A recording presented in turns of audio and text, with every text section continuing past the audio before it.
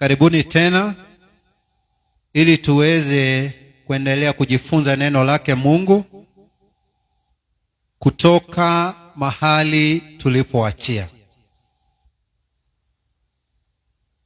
Tulifika mstari wa 23 katika sura ya 22 kitabu cha Matendo ya Mitume. Tulipoona baada ya Paulo kuomba nafasi aweze kuongelesha Wayahudi wenzake, alipofikisha ama aliposema neno ya kwamba Mungu sasa amemtuma kwa watu wa mataifa, hawa watu wakaghadhabika kwa njia kuu na wakasema auawe na hafai kuishi. Wakalia kwa sauti ya juu, wakatoa manguo zao na wakazitupa, na wakatifua vumbi hewani kama njia ya kuonyesha ghadhabu waliokuwa naye dhidi ya Paulo. Na nakumbuka tusema ya kwamba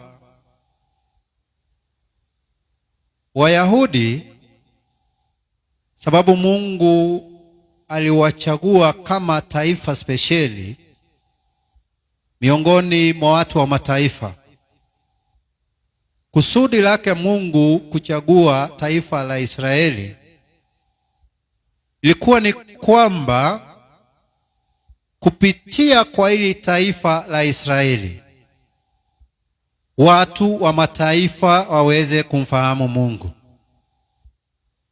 Lakini Waisraeli ama Wayahudi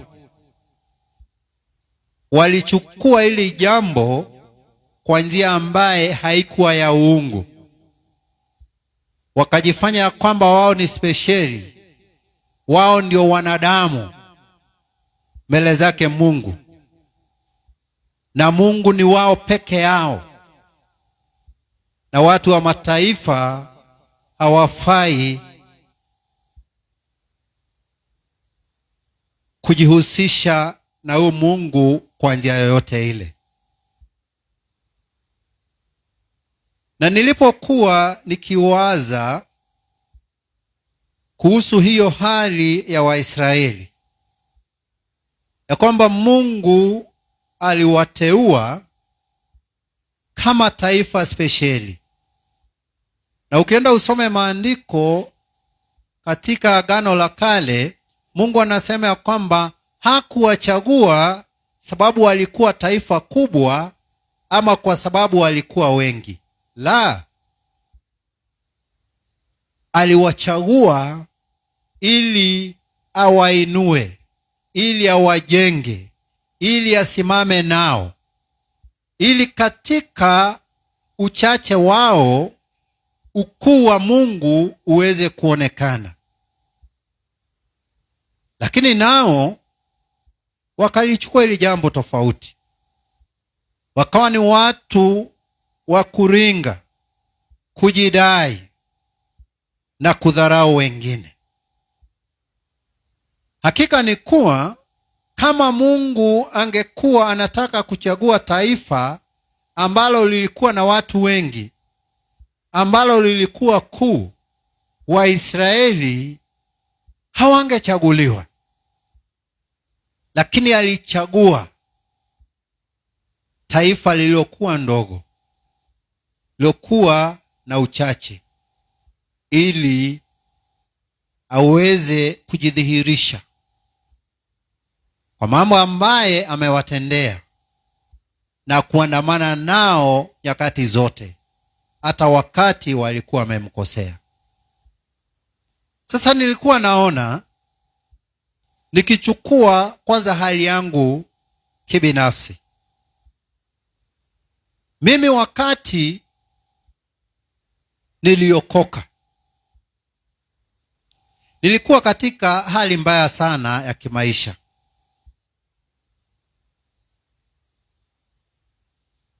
Nilikuwa nimepotea. Zile nafasi ambazo Mungu alikuwa ananipea maishani,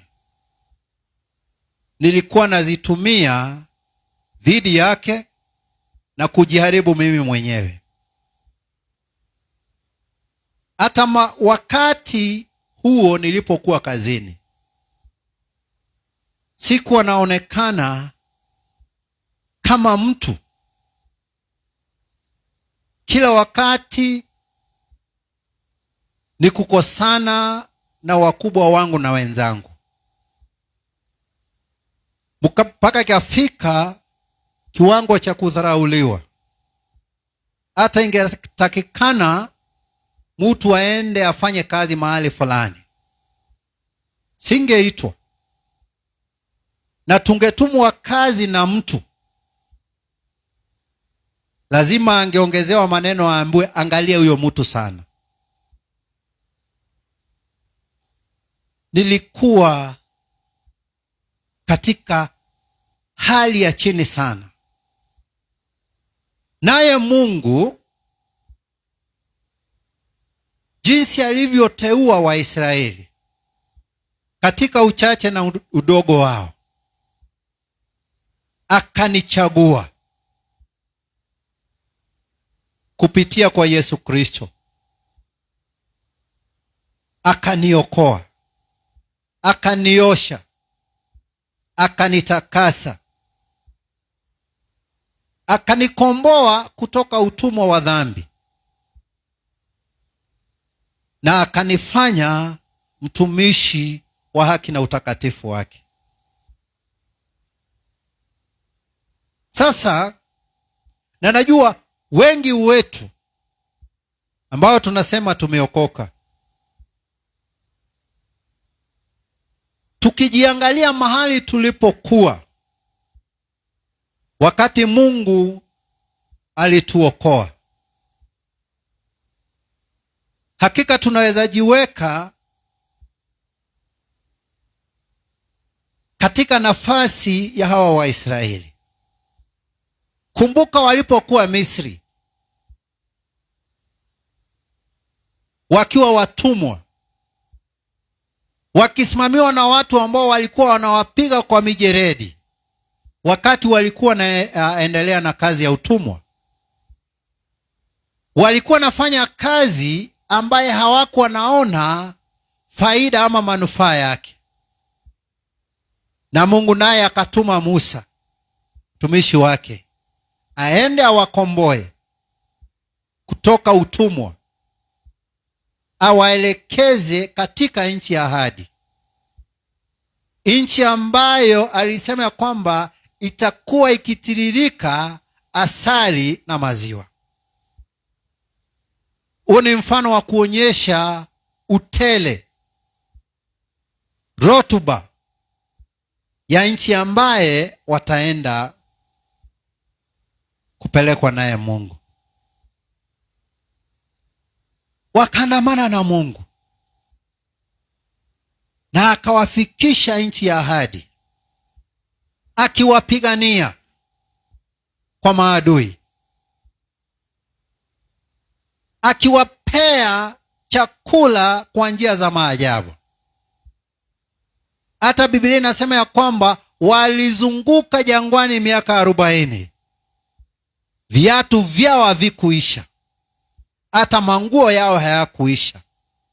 Maajabu yake Mungu kwa watu wake, wale ambao alichagua ili ulimwengu uweze kumjua Mungu. Wacha wafike nchi ya ahadi. Na hata wakiwa katika safari ya kuelekea nchi ya ahadi, walikuwa wanamlalamikia Mungu licha ya yote ambaye aliwafanyia. Hata walipofika nchi ya ahadi, na nakumbuka katika kitabu cha Kumbukumbu la Torati, Musa alirudia maneno yote ambaye alikuwa amewaambia tangu mwanzo. Maneno yake Mungu, ahadi zake Mungu yale ambao walitakikana wafanye na yale ambao hawatakutakana wafanye. Na tunaona ikiwa imenukuliwa katika Biblia, hayo yote waliyavunja na wakawa watu wa kujiinua, watu wa kumsahau Mungu na kwenda kutafuta miungu wengine. Sasa ndio nilikuwa najiuliza, katika Agano la Kale Mungu alichagua taifa la Israeli ili mataifa mengine yaweze kumjua Mungu. Katika ili Agano Jipya, sisi ambao tumeokolewa naye kupitia kwa dhabihu ya Yesu Kristo, ametutuma katika ulimwengu wote, katika mataifa yote, pembe zote za ulimwengu, tuweze kumshuhudia huyu Mungu, ili hao wote waweze kumfahamu Mungu. Ametuita kama mabalozi wa ufalme wake wa mbinguni. Je, tunarudia yale mabaya ambayo Waisraeli walifanya Agano la Kale?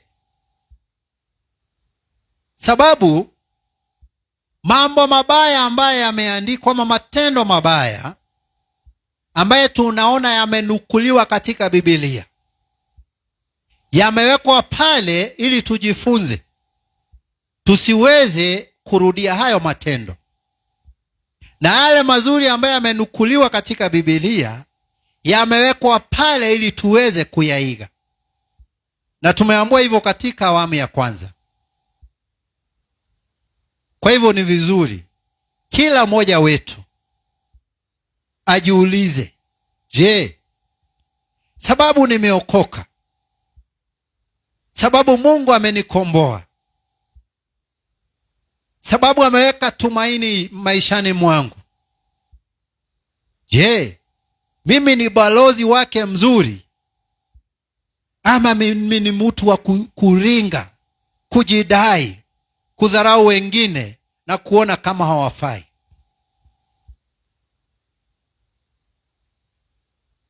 Tunafaa kujikumbusha, kujiuliza maswali na kujijibu, na kila wakati kuambia Mungu atusaidie ili makusudi yake na wito wetu na wokovu wetu yaweze kutimia, na tuwe mabalozi waaminifu machoni mwake. Wacha sasa tusome kuanzia mstari wa 24 hadi mstari wa 29, kitabu cha Matendo ya Mitume sura ya 22. Neno la Mungu nasema, yule jemedari akaamuru aletwe ndani ya ngome, akisema ulizwe habari zake kwa kupigwa mijeledi, ili ajue sababu hata wakampigia kelele namna hii. Hata walipokwisha kumfunga kwa kamba, Paulo akamwambia yule akida aliyesimama karibu, je, ni halali ninyi kumpiga mtu aliye Mrumi naye hajahukumiwa bado? Yule akida aliposikia, akaenda akamwarifu yule jemedari akisema, unataka kufanya nini? Kwa maana mtu huyu ni Mrumi. Jemedari akaja akamuuliza, niambie, huu Mrumi? Akasema, ndio. Jemedari akajibu, mimi nalipata wenyeji huu kwa mali nyingi. Paulo akasema, na mimi ni Mrumi wa kuzaliwa. Basi wale waliokuwa tayari kumuuliza, wakaondoka wakamwacha. Na yule jemedari naye akaogopa alipojua ya kuwa ni Mrumi, na sababu amemfunga. Bwana Yesu asifiwe. Tunaona baada ya wale Wayahudi kupiga makelele kwa njia kubwa na kutoa manguo na kutifua vumbi juu,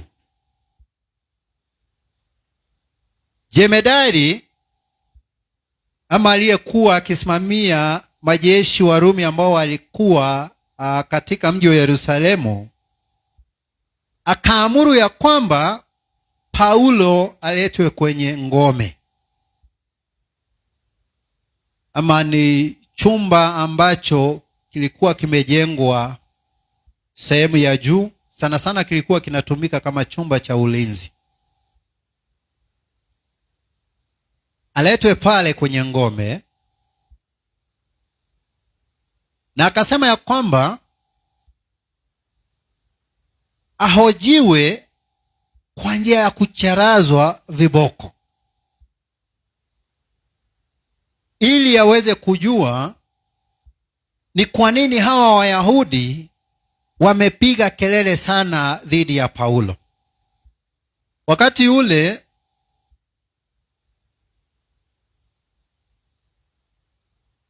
mtu alikuwa anahojiwa kwa njia ya kutandikwa viboko, sababu ukisoma katika historia utaona viboko ambazo watu walikuwa Warumi walikuwa wanapiga nazo watu. Inasemekana ni viboko mijeredi ambayo ilikuanga na vipini huko mwisho. Kwa hivyo ukicharazwa ikitoka, inatoka kama imekukwaruza. Kwa hivyo ni hali ambayo ilikuwa chungu sana. Na unajua sasa, sababu wale watu wako wana huruma, kadri ambavyo unaendelea kujifanya hauongei, ndivyo ulikuwa unaendelea kuongezewa mijeredi. Kwa hivyo watu wengi hawakuwa wanavumilia sana, walikuwa wanasema ukweli. Sasa ilikuwa imeamuriwa ya kwamba Paulo atandikwe ili aseme ukweli. Ni kwa nini hawa watu wanampigia makelele hivi? Lakini kulingana na venye tumekuja tukisoma, tumejua ya kwamba Paulo hakuwa ametenda dhambi wala uovu wowote. Ni venye tu hawakuwa wanataka kusikia ukweli ambao Paulo alikuwa anawaambia ya kwamba wokovu ni kwa njia ya neema, sio kwa sheria, kupitia kuamini Yesu Kristo.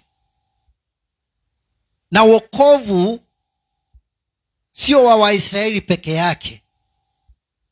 Wokovu ni wa watu wote, hata watu wa mataifa. Hiyo ndio ilikuwa shida kati ya Paulo na hawa Wayahudi. Sasa katika mstari wa 25 tunaona ya kwamba Paulo baada ya kupelekwa kwenye ngome akafungwa na kamba, naye Paulo akaambia akida ama msimamizi wa kitengo kidogo cha wanajeshi ama askari. Paulo akaambia huyo akida, yaani akamuuliza kama ni haki kuchapa viboko ama mijeredi mtu ambaye ni Mrumi bila kuhukumiwa. Naye akida aliposikia yale, akaenda akaambia jemedari Sasa yule ambaye alikuwa anasimamia kikosi kizima cha wale wanajeshi ya maskari, huyo akida akaenda akaambia jemedari, chunga sana unayoyafanya, sababu huyu mtu ambaye umefunga na umeagiza ya kwamba achapwe viboko ili ahojiwe ni Mrumi. Sasa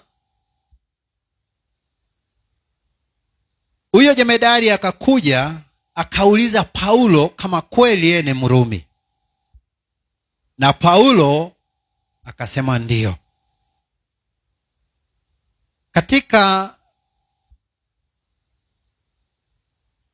Katika mstari wa 28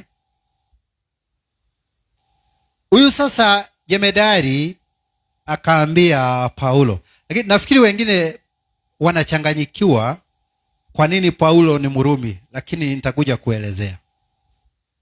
Sasa huyu jemedari akaambia Paulo,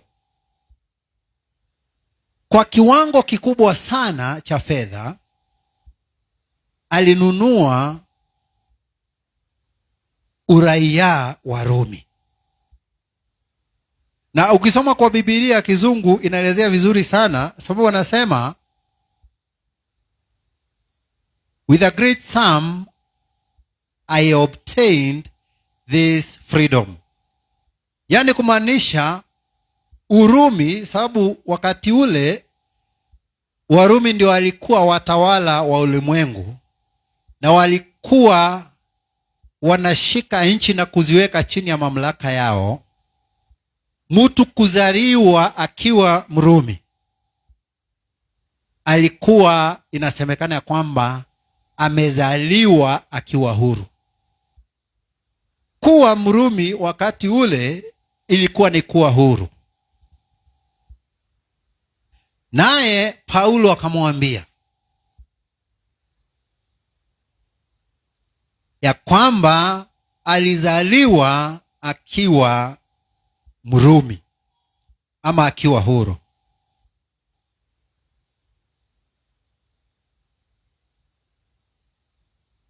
Ukisoma mstari wa 29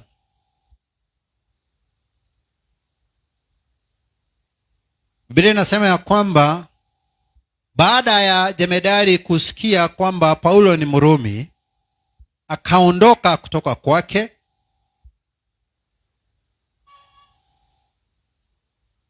nao wale ambao walikuwa wamepewa jukumu la kumtandika ili waweze kumhoji wakaondoka, wakachana na hayo mambo walikuwa wamepanga kufanya. Naye sasa jemedari akashtuka, akaogopa baada ya kujua ya kwamba Paulo ni Mrumi na alikuwa amemfunga. Tunaona mtu ambaye anasemekana ni huru kulingana na sheria ya Kirumi, wewe ambaye hauku umezaliwa ukiwa Mrumi umemfunga. Kwa hivyo jemedari alishtuka, sababu pengine alifikiria uraia wake wa Kirumi uko katika hatari. Sasa wacha nirejee hapa mahali ambapo Paulo anasema ya kwamba ni Mrumi. Alizaliwa akiwa Mrumi. Na ukisoma, nafikiri katika hii kitabu cha Matendo ya Mitume, utapata Paulo yeye mwenyewe akisema ya kwamba yeye ni Myahudi, nyumba ya Benyamini. Watu wanachanganyikiwa. Lakini ukirudi katika mstari wa 3 wa sura ya 22, wacha tusome Paulo mwenyewe akijieleza. Mstari wa 3 katika hii sura ya 22. Biblia inasema hivi. Haya ni maneno yake Paulo. Mimi ni mtu wa Kiyahudi, nalizaliwa Tarso, mji wa Kilikia, ila nimelelewa katika mji huu miguuni pa Gamalieli. Nikafundishwa kwa sheria za baba zetu kwa usahihi. Nikawa mtu wa jitihada kwa Mungu kama nyinyi nyote mlivyo leo hivi. Unaona, sehemu ya kwanza ya mstari wa 3, Paulo anasema mimi ni Myahudi aliyezaliwa Tarso, mji wa Kilikia. Sasa tunaona ya kwamba Paulo hakuzaliwa Israeli, lakini baba yake alikuwa Mwisraeli kutoka kwa nyumba ya Benyamini. Hata mimi nilikuwa nachanganyikiwa sana kuhusu hii mambo ya Paulo kusema ya kwamba alizaliwa akiwa Mrumi. Lakini nikitafuta kuhusu historia ya maeneo ya Tarso, nikaona ya kwamba kuna wakati viongozi kadhaa wa Kirumi walipitia katika haya maeneo ya Tarso na wakapokelewa kwa njia iliyokuu sana, na hilo jambo likafurahisha hawa viongozi, na wakatangaza ya kwamba haya maeneo ya Tarso katika mji wa Kilikia ya kwamba ni huru. Yaani wale watu ambao walikuwa mahali pale walipewa nafasi ya kuwa Warumi. Na jinsi ambavyo unaona huyu jemedari anasema ya kwamba yeye alitoa kiasi kikubwa sana cha pesa ili akuwe Mrumi. Kwa hivyo wenyeji wa yale maeneo ya Tarso walipewa nafasi ya kuwa na uraia wa Rumi. Na bila shaka babake Paulo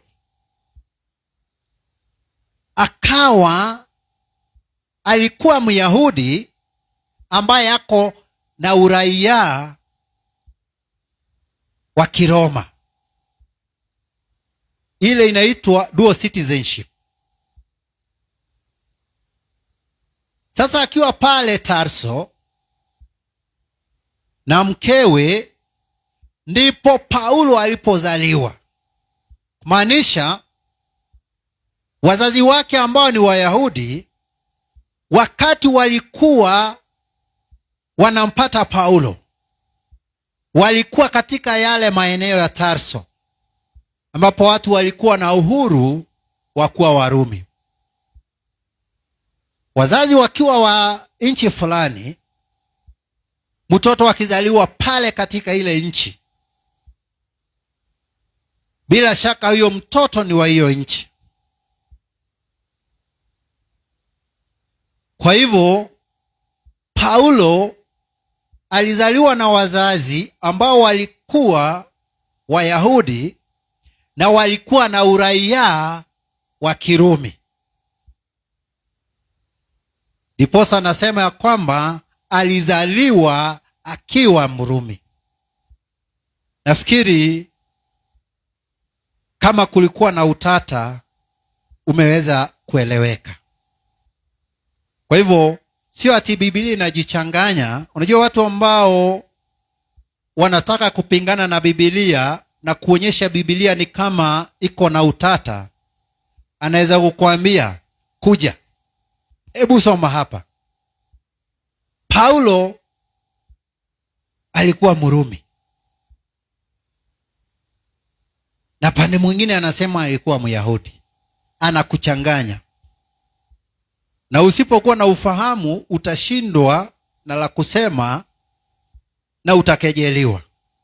Kwa hivyo huo ndio ukweli. Paulo alikuwa na uraia wa Israeli na uraia wa Roma. Nafikiri hilo limeweza kueleweka. Sasa tukisoma katika,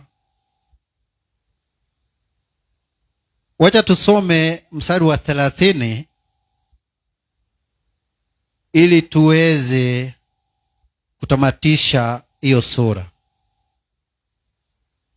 Siku ya pili yake, akitaka kujua hakika ni kwa sababu gani ameshtakiwa na Wayahudi, akamfungua. Akaamuru wakuu wa makuhani na baraza yote wakutane. Akamleta Paulo chini, akamweka mbele zao. Sasa unaona,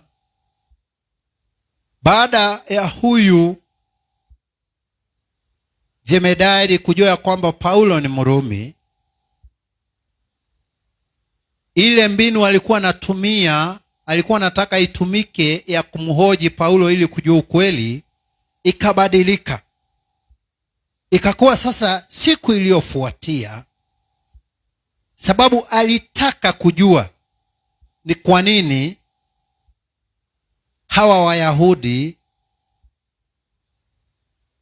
wana mtazamo waliokuwa nao kuhusiana na Paulo. Akaita kikao.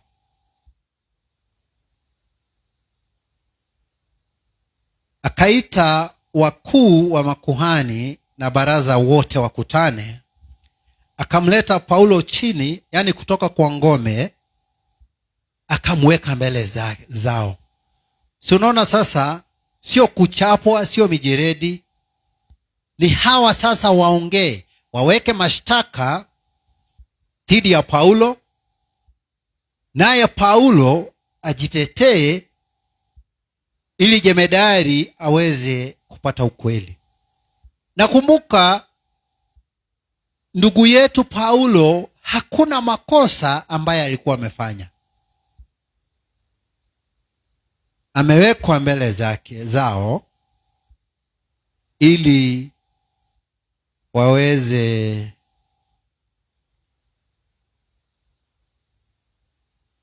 waweze kumhoji naye ajitetee kuhusiana na madai dhidi yake. Wacha tuingie katika sura ya 23, tusome kwanza mstari wa kwanza hadi mstari wa 4.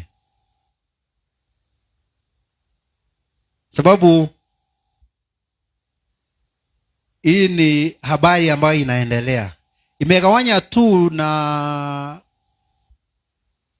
sura, aya na mistari ili ikuwe rahisi wakati pengine mtu anatafuta sehemu fulani ya maandiko. Lakini ukweli ni kuwa ni hadithi ambayo inafuatana. Na huu ni mfano mzuri sana. Sababu sio ati hii sura ya 23 inaanza na mambo tofauti na sura ya 22. Ni yale mambo yanayoendelea. Paulo, sasa tuko katika sura ya 23, mstari wa kwanza hadi mstari wa 4. Paulo akawakazia macho watu wa baraza, akasema, ndugu zangu, mimi ni dhamiri safi kabisa, nimeishi mbele za Mungu hata hivi leo.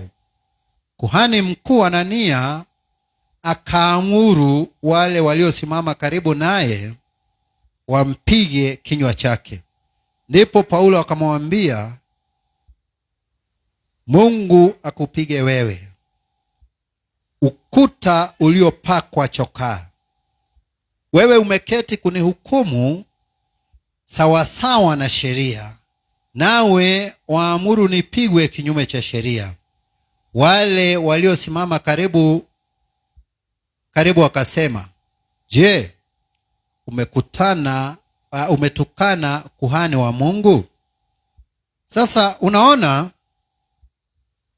baada ya jemedari kuita kikao cha wakubwa wa makuhani na wazee na kupeana Paulo aende mbele zao. Hii sura 23 inaanza na Paulo akinena ama akiongea mbele ya makuhani, wakuu wa makuhani na baraza la wazee. Na tunaona ya kwamba Paulo aliwakazia macho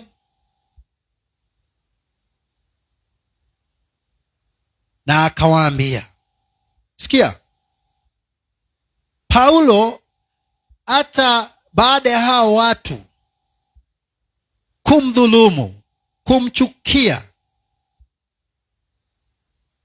bado hakukosa kuwaita ndugu zake. Ni venye tu tulikuwa tunafunzwa asubuhi. Sababu kawaida mtu akikufanyia yale ambaye hao watu walifanyia Paulo, hata watu wengi hawezi ongelesha mtu ambaye amfanyia haya mambo, na iwapo atamuongelesha ni matusi na kuonyesha ghadhabu. Paulo bado aliwaita watu ndugu zangu. Hakuwaita maadui zake, hakuwaita majina yoyote yale. Aliwapenda, sio sababu hali ilikuwa inaruhusu, lakini sababu ni amri kutoka kwa Mungu ya kwamba tupendane. Hata Yesu alisema tupende wale ambao wanatuchukia na wanatutenda mabaya. Akawaambia, akaendelea kuwaambia, nimeishi akiwa na dhamira safi mbele zake Mungu mpaka wakati ambao walikuwa wamesimama pale.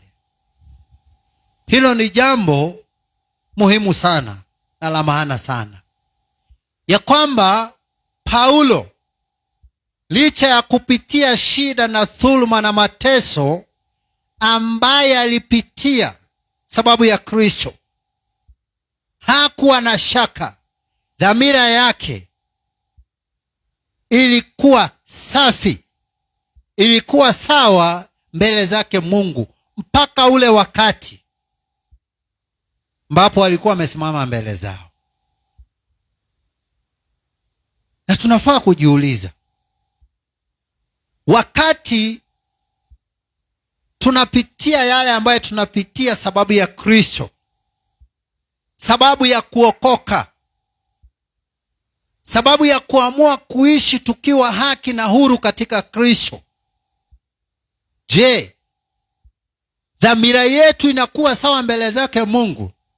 Ama tunajipata ya kwamba tumetoka katika njia zake? Ama tumejipata tumesema yale ambayo hatufai kusema? Ama tunajipata tumefanya yale ambaye hatufai kufanya?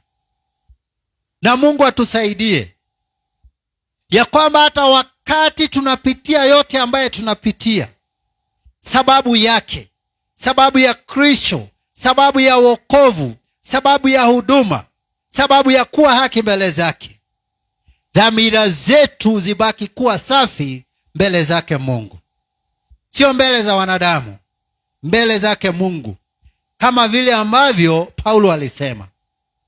Na hakuwa na shaka, hakuwa na hakika ya kwamba alionena, aliotenda ni sawa mbele zake Mungu. Mstari wa pili, kuhani mkuu ambaye alikuwa anaitwa Anania akaamuru ya kwamba wale ambao walikuwa wamesimama karibu na Paulo waweze kumpiga kwa mdomo wake, yaani waweze kumnyamazisha. Unajua, mara mingi sababu hakuna mtu ambaye dhamira yake imekufa. Ni ukweli, kuna mahali Biblia inasema ya kwamba kuna watu ambao wanakaa ni kama dhamira zao zimechomwa na chuma moto. Lakini ukiangalia inasema kama. Yaani mtu anajifanya ya kwamba hahisi chochote. Hata akifanya mabaya anajifanya hajui. Ni kujifanya. Lakini anajua kila mtu dhamira yake iko hai. Watu ni kujifanya, wanajifanyanga haiko hai. Sasa huyu Anania, sababu Paulo amesema ya kwamba dhamira yake ni safi mbele zake Mungu, na yeye alikuwa anajua dhamira yake kama kuhani mkuu sio sawa mbele zake Mungu, akachomeka ndani yake na akaamuru ya kwamba Paulo apigwe kwa mdomo.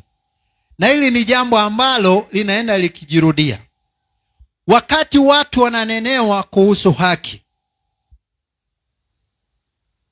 kuhusu kutenda yale ambaye ni sawa. Badala ya mtu kujiangalia na kuona kweli nimekosea na ninaomba msamaha kwake Mungu, watu wanakuwa defensive, na hilo jambo halisaidii. Na hili ndio tunaona nani alifanya huyu kuhani mkuu. Naye Paulo akaambia Anania, si unaona, Anania ameamuru ya kwamba Paulo agongwe kwa mdomo. Paulo akaambia Anania, Mungu atakugonga naye. Si unaona, sababu Paulo aliona ya kwamba huyu mtu ameamuru aumizwe, lakini akasema, hakujiulizia,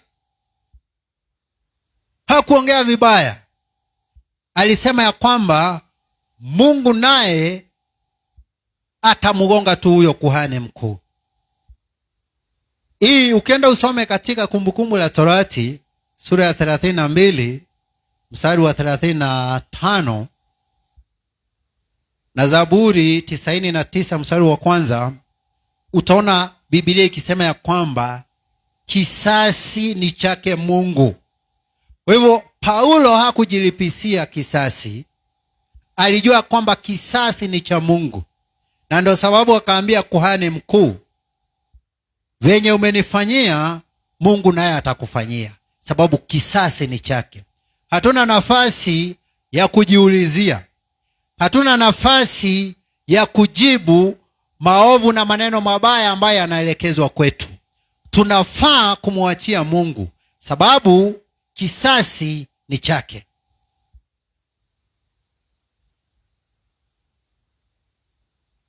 Akamwambia, akaendelea kumwambia Paulo, akaendelea kuambia kuhani mkuu. Alimuita ukuta ambao umepakwa rangi. Hebu turudie kidogo ndio tuone. Ukuta uliopakwa chokaa. Yaani kwa njia nyingine alikuwa anamuita munafiki. Yaani unaficha yale yaliyo ndani, unataka kujionyesha juu kama we ni mtu mzuri. Kwa mfano, na tunajua tunaonanga manyumba na kuta na magari. Unaweza pata nyumba ama gari ama ukuta iko katika hali mbaya. Na sana sana naonanga wakati pengine imetangazwa ghafla, pengine kiongozi fulani anakuja kutembea mahali ambapo pamekaa vibaya vibaya. Unaona jitihada zinafanywa za haraka haraka ili kupaka rangi, ili mkubwa akikuja apate kunakaa vizuri. Na sababu rangi ya mafuta itachukua muda kukauka, inapakwa ya maji. Kubwa akikuja anaona kunakaa vizuri, lakini ni zile alama ama uchafu ambazo zilikuwa mahali pale zinafichwa. Sasa ndio Paulo alikuwa anaambia huyu mkuu wa kuhani Anania, wewe ni munafiki. Na anaambia ni munafiki kwa nini? Unajua munafiki ni yule mtu ambaye yale mambo ambaye anataka watu waone kutoka kwake, ama yale maneno ambaye anaongea ni tofauti na yale ambayo yako ndani yake. Si unaona sasa, kuhani Paulo akamwambia, wewe umeketi hapa, unasema unanihukumu kulingana na sheria, na unasema ya kwamba nigongwe. Sababu Biblia nayo inasema ya kwamba mtu yeyote asihukumiwe ila kwa ushahidi wa watu wawili ama watatu. Sasa si unaona, hakuna ushahidi ambao ulikuwa umetolewa dhidi ya Paulo kuhusiana na madai ambayo alikuwa yamewekwa dhidi yake. Na huyu kuhani mkuu ambaye anajifanya anasimamia sheria anaamuru ya kwamba sheria ivunjwe dhidi ya Paulo. Umeona? Kwa hivyo Paulo hakuogopa kuambia huyu kuhani mkuu, unasimama hapa kusema unafuata sheria, na hapa naye unaamuru ya kwamba sheria ivunjwe dhidi yangu. Mstari wa 4 nasema ya kwamba wale waliosimama karibu wakasema, je, unamtukana mtumishi wa Mungu? Mstari wa 5 Paulo akasema, sikujua ndugu yangu ya kuwa yeye ni kuhani mkuu, maana imeandikwa, usinene mabaya usinenee mabaya mkuu wa watu wako. Umeona?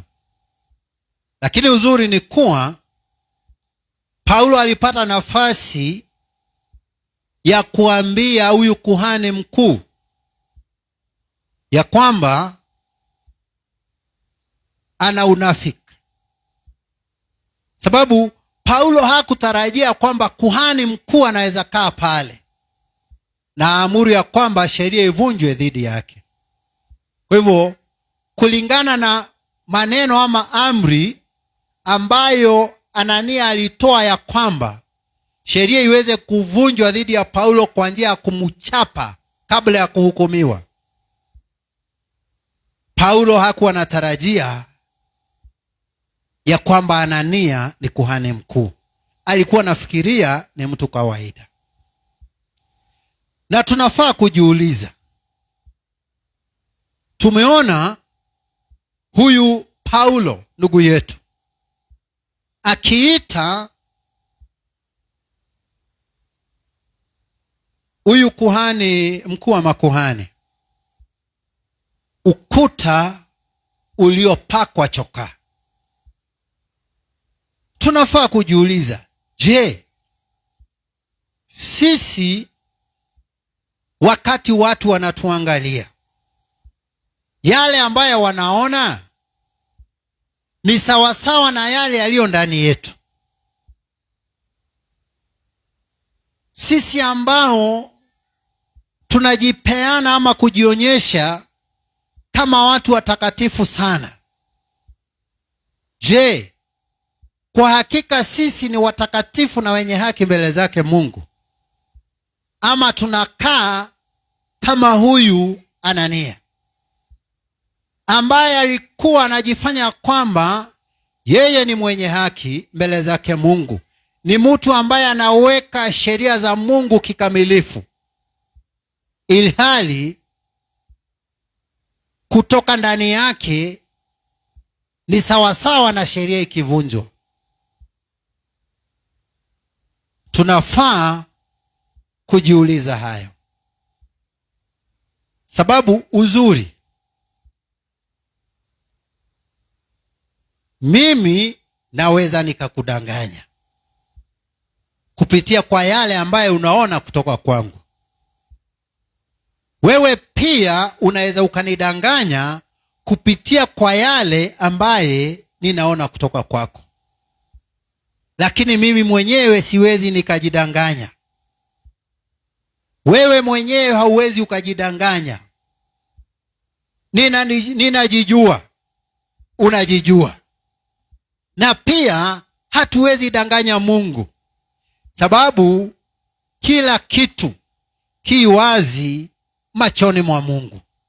Anajua mawazo yetu, anajua maneno yetu, anajua mienendo yetu, anajua hata kutotenda kwetu.